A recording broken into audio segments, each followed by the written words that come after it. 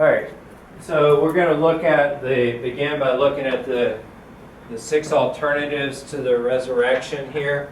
And we've already talked about these, but I want to get that down for us again, just so we can keep them before us.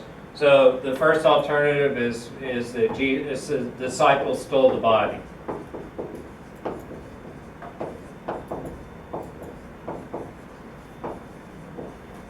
And as I said, these are all things that have been set forth through the ages, things that people believe.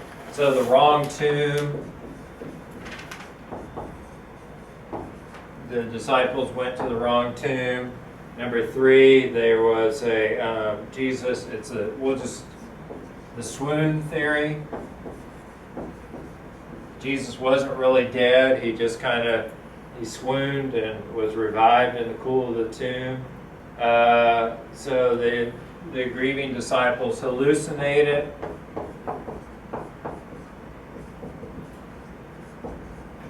So Jesus didn't actually rise. He had this mass hallucination. Jesus had a twin brother who was unknown to anyone, maybe with the exception of Mary. But Jesus, this twin brother was unknown to anyone, and he kind of popped up on the scene after Jesus was resurrected, or after Jesus' death and resurrected. And then the final one is that the resurrection was just a myth. There was no literal resurrection that took place. So those are the 6 alternatives that we have that have been set forth throughout the ages that would kind of explain away or give some sort of alternate possibilities, to the reality of the resurrection. So move that in. So those are 6 alternatives. Any questions about any of those? We didn't really have time. I just presented them last week and talked about them a little bit. Any questions there? So alien abduction was the other one that had been posed at some point. I just don't find that too likely, so I forego putting that one on the board. So, but there, as we look at the facts of the Bible and what the Bible says, though, it becomes clear that each of these alternatives, while not, some of them were set forth during that day, and some of them came up later. But nevertheless, in the gospel material itself, all of these questions are answered. There is a viable alternative and answer to each of these quick questions. So what we're going to look at is 7 plus. I had 7 plus proofs of the resurrection. And as a source there, I have this Jack Zabada, or however you pronounce that, accessed a little while back, but proofs of the resurrection. And there are many things that you can find that are just like this. Let's see. The problem is, give me just a second here.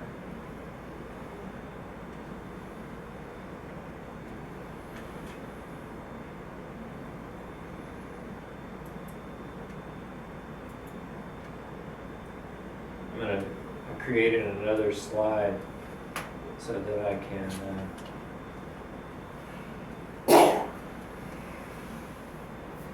can write these. The first one will be the source slide.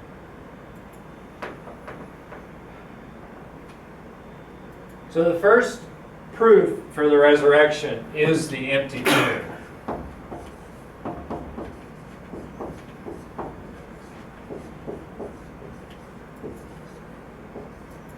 There are a number of different things that we read in the Gospels themselves that give testimony to the reality of the empty tomb.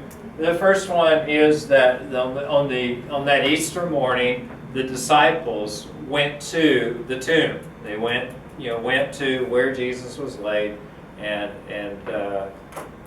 saw that the tomb was empty. Now, some would say, well, let's consider, well, maybe they went to the wrong tomb. Is that a possibility? Is that a viable possibility? Well, of course it is. Of course, they could have went to the wrong tomb. But the problem is on a couple of fronts. One,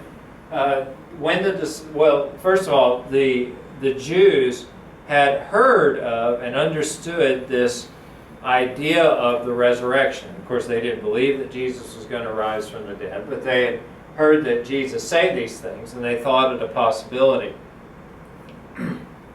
In light of that possibility, they sent guards to guard the tomb, to make sure that no one came and stole Jesus' body. So those guards would have prevented entry into the tomb and from rolling it back. Of course, the broader Easter story is that on that Easter morning, that Jesus was resurrected, and that the angel removed the stone from in front of the tomb. And that upon the angel doing that and showing up, the guards fled for fear. And he exposed, not to let Jesus out of the tomb, but to show that the tomb was already empty. So those guards could have easily pointed to the reality, and anybody could have pointed to the reality that, hey guys, you went to the wrong tomb. I mean, that would have been easily corrected as soon as the disciples showed up on the tomb, or showed up on the scene and said, hey, we went to tomb 13B, and and it was empty, and Jesus was resurrected. Then anybody could have said, no, dummies, he wasn't buried in tomb 13B, he was buried in tomb 13C, and if you'll look here, there's still a body in there. Jesus is not risen. So the case, it's completely unthinkable, really, that they would have went to the wrong tomb. Not because it's not possible, but because history and everyone would have very quickly corrected that mistake. They would have been able to give testimony to the reality that, no, the tomb is not empty. The second proof, so I kind of would rule this one out. To me, this one is quite well answered. The wrong tomb. It's just not viable that they went to the wrong tomb. The second proof of the resurrection is, and these are in really no particular order, but the eyewitness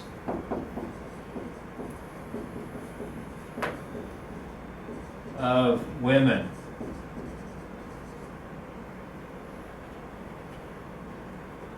What does that show, or how is that possibly a proof for the resurrection?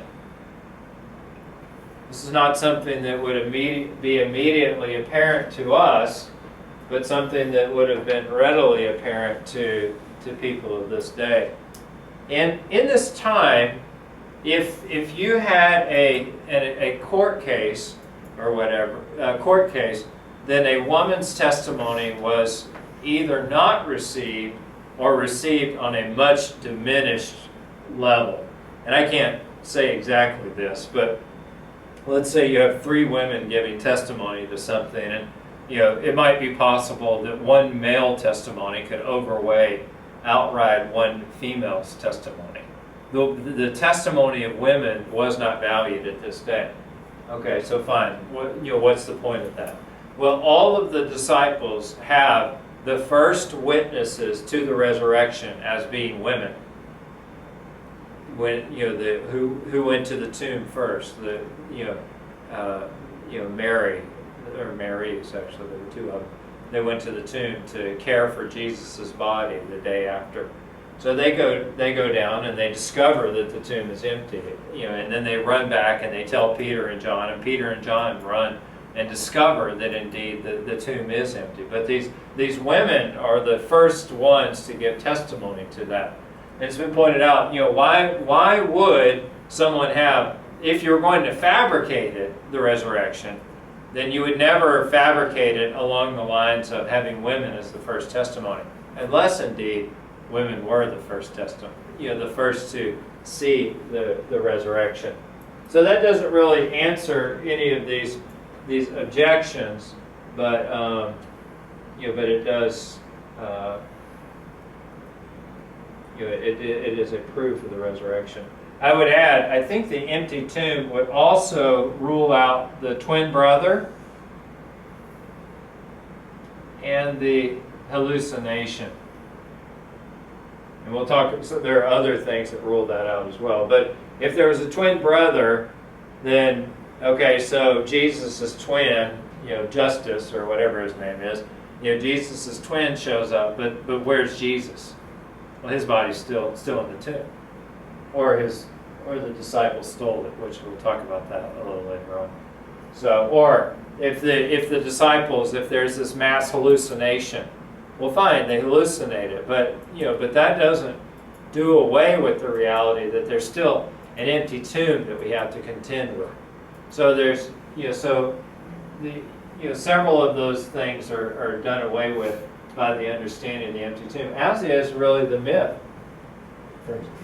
Because this postulates that Jesus didn't actually rise from the dead. Well, if he didn't rise, then somewhere in Jerusalem there's a tomb with Jesus' body in it.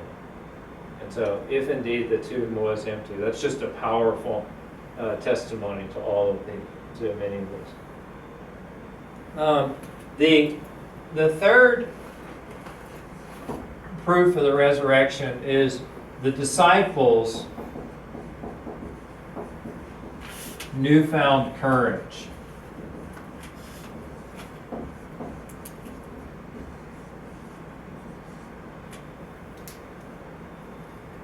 Now, one of the realities of the gospel witness is that all of the disciples, except Judas, who hung himself, and John, who died in exile on the Isle of Patmos, and sometime likely in the 90s, all of the disciples were persecuted, lived lives persecuted, and were ultimately martyrs for the Christian faith. Well, what does that prove? Well, I frankly find it incredible that you're going to die for what you know to be a lie. Now, I believe that people die for things that they think to be true, but are lies. For example, I don't believe that whenever an Islamic terrorist commits jihad, or goes on some suicide mission, I don't believe that there are 70 virgins waiting for them in heaven. Okay, so I would place that under the category of a lie. Now, that being the case, nevertheless, there are many people who have died for that. But there's a distinction, is there not?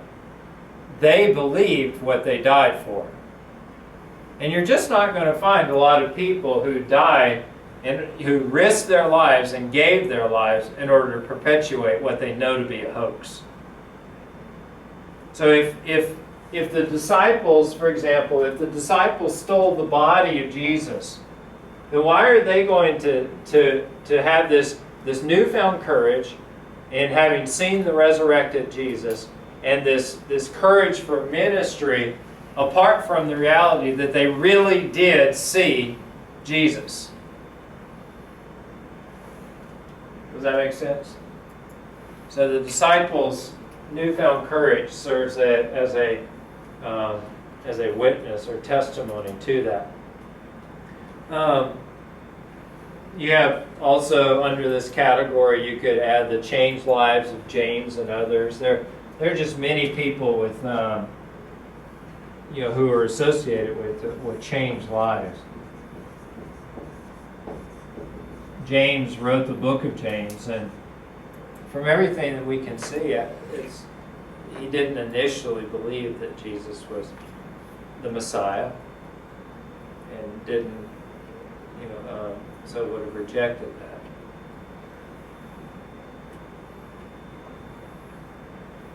The other thing that we recognize as a proof for the resurrection is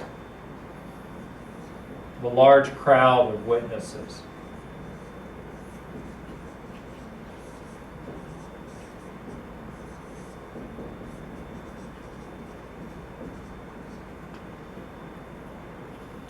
So the Gospels they have instances of private encounters with the resurrected Jesus. Peter would be an example of that. Jesus met him at the tomb. Mary Magdalene would be an example of that. Jesus met her at the tomb, and it was a private experience.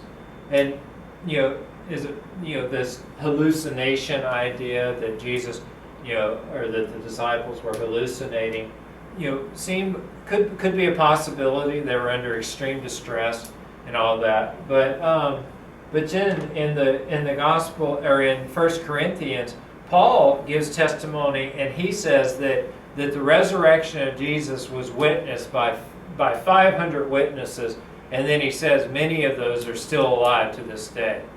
Now the reality is that that there would be a large crowd of witnesses on multiple occasions to be duped by this hoax of the resurrection is just seems improbable to impossible in my mind.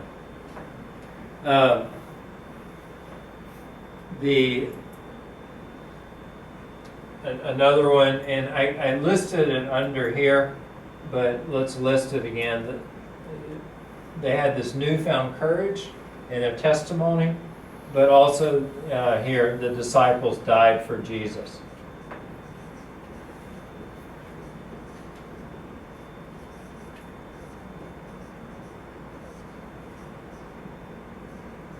Or if I was going to write more, I could say the disciples died proclaiming the reality of the resurrection. Okay, so those are some of the proofs. I have 6 plus. Another one is the centurions confirmed Jesus' death.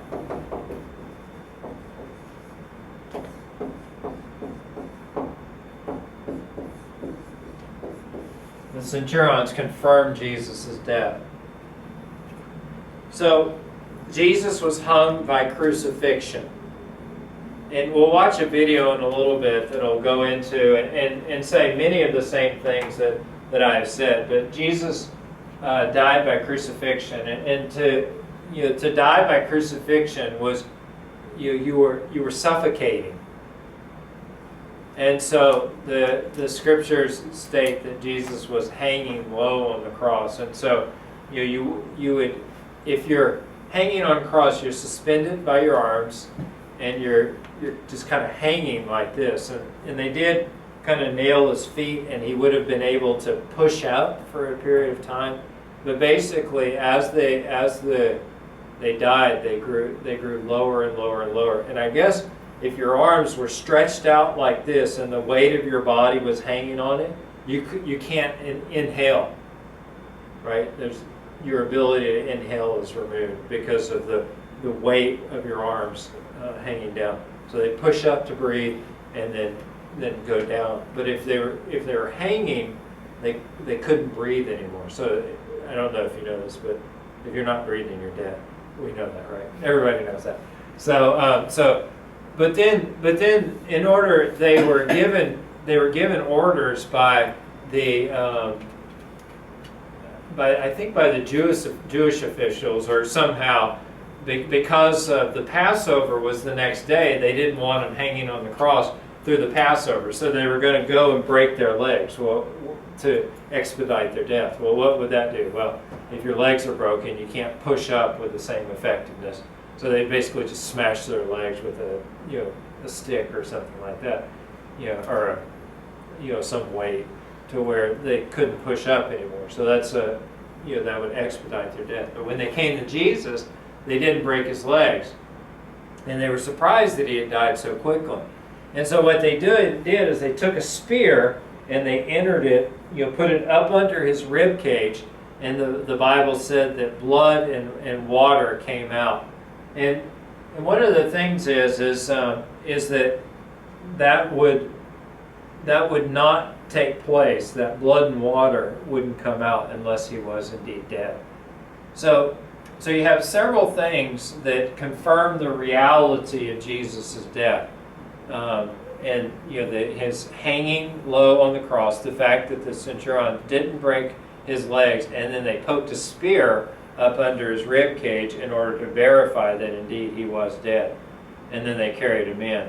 So this idea of the swoon theory here, that Jesus was never actually dead, he just kind of was pretending dead, or that he entered into the tomb, and then after being in the tomb for 3 days, in the cool of the tomb for 3 days, that he regained energy and was revitalized and came out and said, I'm resurrected, I'm alive. But his death was confirmed. There's no doubt that Jesus died on the cross. So I think we can discount swoon theory and that the disciples stole their body. Not necessarily based upon that. I'm coming on some of those other ones. The other thing that we have is, and this is a strong reality, is that there were no messianic. Let me rephrase that. There was no expectation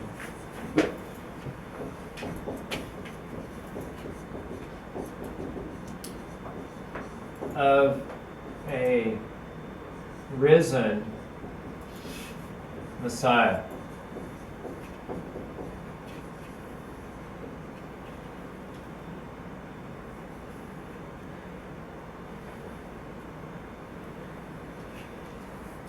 What this gets at is that the disciples really didn't have a reason to even expect that Jesus would be raised from the dead. If you look at Jesus' ministry and his work with the disciples, you see that he's repeatedly trying to get them to understand, look, I'm going to die.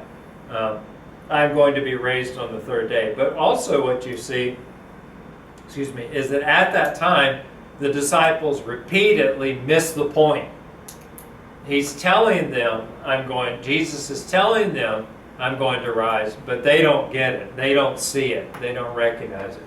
So that the disciples would have stole Jesus' body, or that anyone would have stolen Jesus' body, was really kind of an outsider. Now we can point to the Roman guards that were placed at the tomb, and I think that was more kind of some off chance, but it really seems, if you look at the ministry, and specifically if you were to read the Gospels, they have no expectation of Jesus rising from the dead. And I think you can easily discern that by reading the resurrection accounts, and they will put that to the rest. So here we have 7+ proofs for the reality of the resurrection. We have an empty tomb, which is one of the strongest witnesses. We have an empty tomb. We have the eyewitness of women. We have a newfound courage and changed lives of the disciples and many others around them. We have a large crowd of witnesses giving testimony to the reality that they've seen Jesus' resurrection. The disciples ultimately died for Jesus, proclaiming that he was raised from the dead. And people don't die for things that they know to be false. The centurions confirmed Jesus' death, which would take out any possibility that he didn't die. and then there was no expectation of the risen Messiah. Now, what I want us to do at this point is we're going to watch a couple of videos, or several videos, just little segments of videos that that explain some of these things in greater detail and just allow you to hear it from others.